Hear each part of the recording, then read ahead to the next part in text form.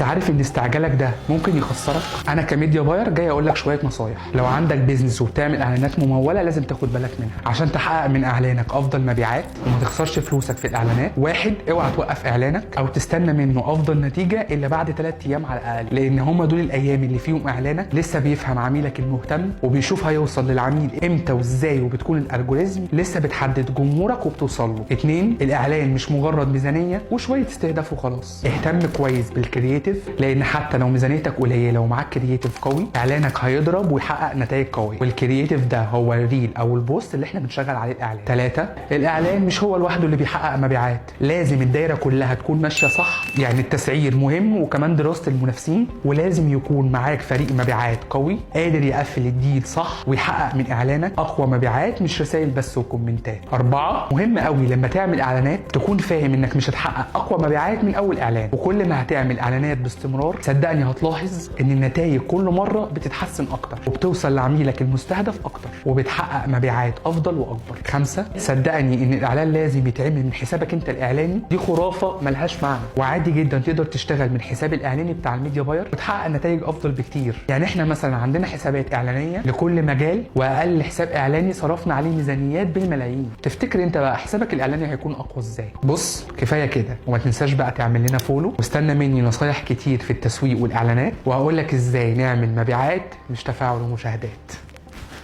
ما تنساش الفولو.